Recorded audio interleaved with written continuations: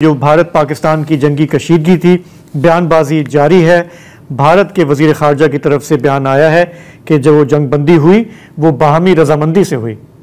हाँ, ये उनका पुराना बयान है। असल में आज जो डेवलपमेंट हुई है, अब मुझे ये समझ में नहीं आ रहा, पाकिस्तान और भारत का झगड़ा तो अपनी जगह है, वो तो है, दावे भी अपनी जगह हैं, लेकिन ख़ुद भारत की ब्यूरोक्रेसी के अंदर क्या कन्फ्यूजन चल रहा है, आज वो खुल के सामने आया है। भारतीय वज़ारत ख़ारजा के तर्जुमान है रणधीर जायसवाल। उन्होंने दावा किया है कि ऑपरेशन सिंदूर शुरू करने से पहले नहीं बल्कि ऑपरेशन शुरू करने के बाद पाकिस्तान को आगाह किया गया था। हम लोगों ने पाकिस्तान को बताया, एक बार जब हमने उनको मारने के बाद बताया डीजीएमओ के तहत के मार्फत से कि हम लोगों ने ऑपरेशन सिंदूर के तहत आपके जो हमारा राइट टू रिस्पॉन्ड था वो हमने किया है और उसके बाद हमने बनाया, तो घटना के बाद बताया। अच्छा, मसला ये है कि रणधीर ज़ाहिर है कि सबऑर्डिनेट हैं वज़ीर ख़ारजा जयशंकर के, तो अब इन दोनों में से कौन जाता है ये मुझे नहीं मालूम है, इसलिए कि बॉस जो है वो उसने कुछ दिन पहले कुछ और दावा किया था। उन्होंने क्या कहा, पहले वो सुन लें।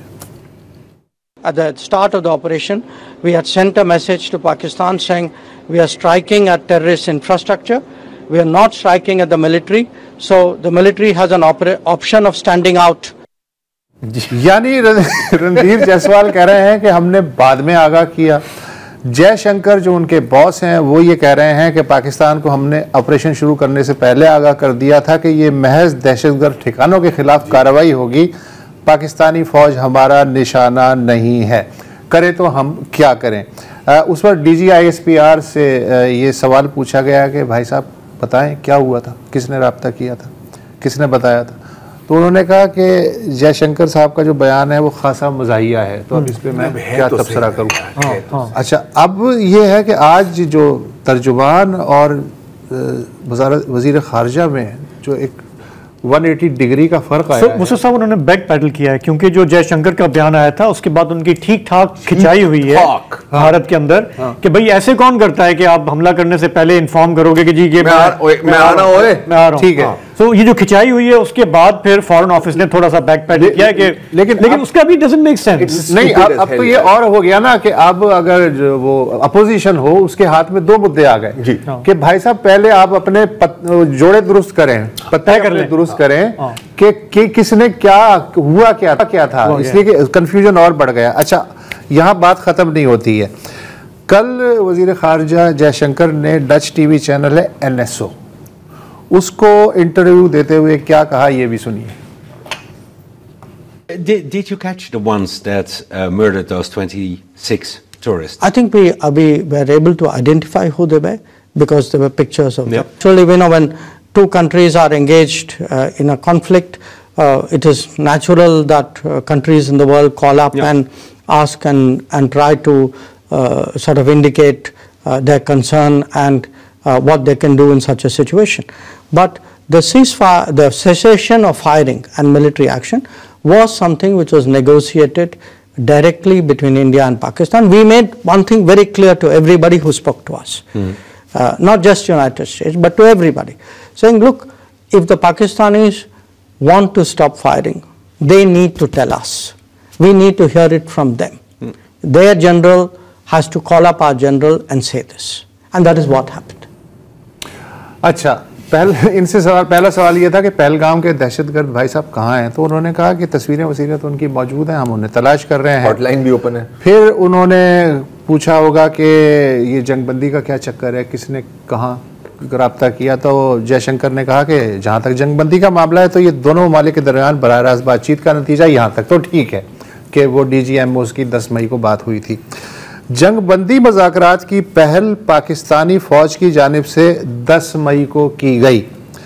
हमने ना सिर्फ अमेरिका बल्कि हर वो मुल्क जो हमसे राब्ते में था उन पे वाज़े कर दिया था कि अगर पाकिस्तान लड़ाई रोकना चाहता है तो फिर उनके फ़ौजी जनरल यानी DGMO को हमारे फ़ौजी जनरल से फ़ोन पे रब्ता करना होगा, और ऐसा ही हुआ।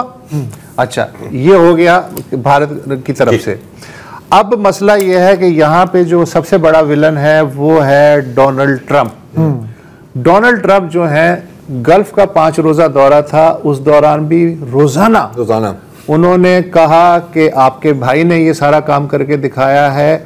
और कल भी वो नहीं भूले जब वो साउथ अफ्रीका के सदर जो हैं सिरिल रामाफोसा उनसे व्हाइट हाउस में बात करने आए, तो ट्रंप ने वहां भी ये कोना निकाल लिया। देखिए जरा। India, we're doing a big deal with Pakistan, and I said, what are you guys doing? You know, somebody had to be the last one to shoot, but the shooting was getting worse and worse, bigger and bigger, deeper and deeper into the countries, and we spoke to them, and I think we, you know, I hate to say we got it settled, and then 2 days later, something happens, and they say it's Trump's fault, but Pakistan has got some excellent people and some really good, a great leader. And India is my friend Modi, and he's a mutual friend. Yeah, he's a great guy. जी, वो south Africa के सदर हैं Cyril Ramaphosa, उन्हें बता रहे हैं कि हमने इस तनाज़े को तिजारत बढ़ाने की पेशकश से हल किया। हमले बदतरीन शक्ल इख्तियार कर रहे थे, हमने 2 दिन में मसला हल करवाया, क्योंकि अगर कोई बड़ा वाक़या हो जाता तो फिर आप लोग ही कहते हैं कि ये ट्रंप की गलती है। पाकिस्तान के लोग बहुत अच्छे हैं, उनके लीडर भी अच्छे हैं, मोदी भी मेरे दोस्त हैं। बिल्कुल भाई साहब, ये चल क्या रहा है? ये अब मेरा ख्याल है कि देखो, अब ओके चले, अब कोशिश करते हैं इसको क्या कहते हैं, डिकंस्ट्रक्ट करने की। तो अच्छा चले, फर्ज करें कि हम जयशंकर साहब की बात को मान के चलते। कौन सी वाली? 2 हैं कि पहल उन्होंने की, पहल पाकिस्तानी फौज ने की। चले ये बात, इसके जंग बंद करो, ये जंग बंद करो। अच्छा, आप तो जीत गए हैं ना, आप तो जीत गए थे।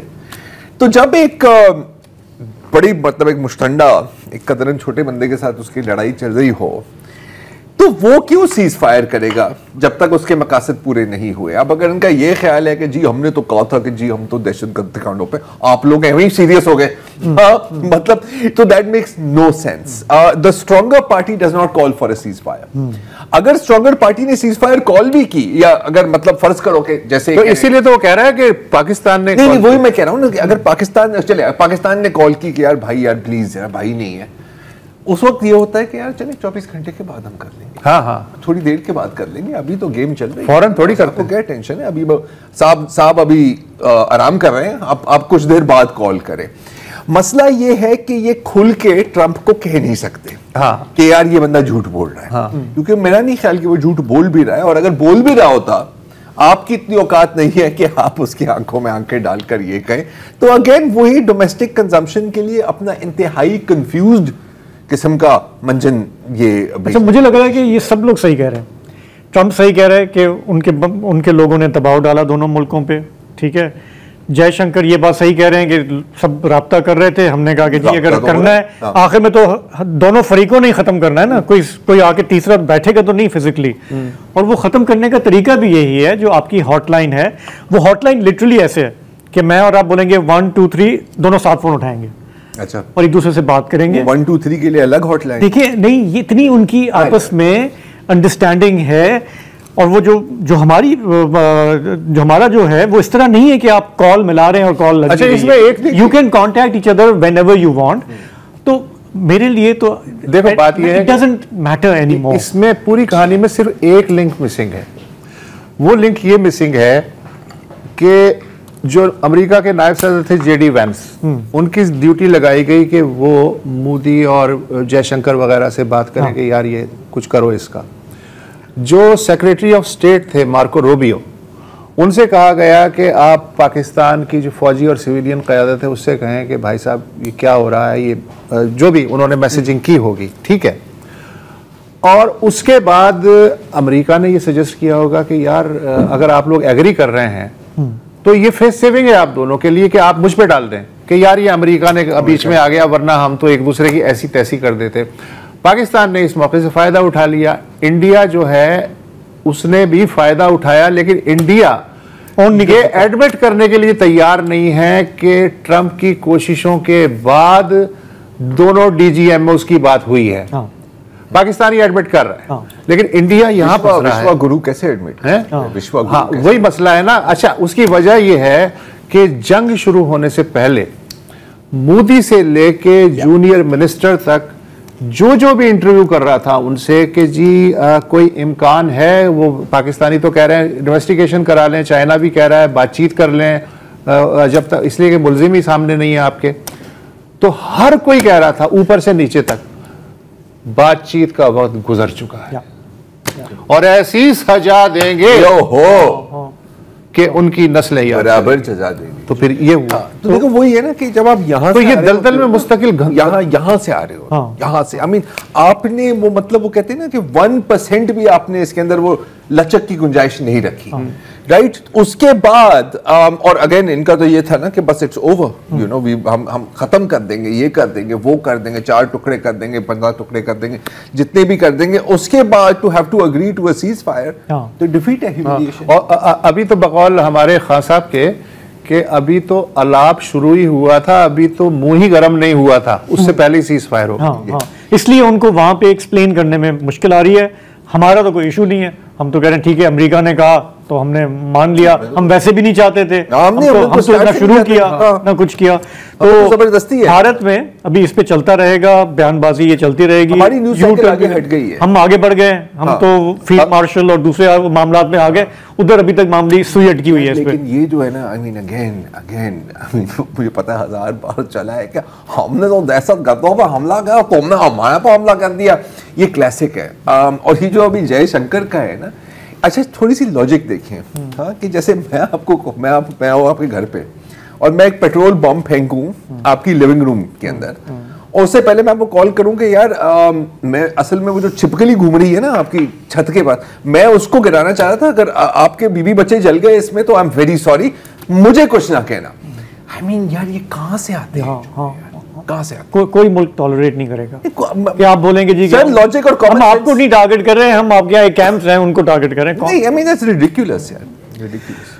तो चलें ठीक है, भारत पाकिस्तान गड़बड़ निकल गई भड़ास या अभी कुछ? मेरा ख्याल है काफी है, काफी है।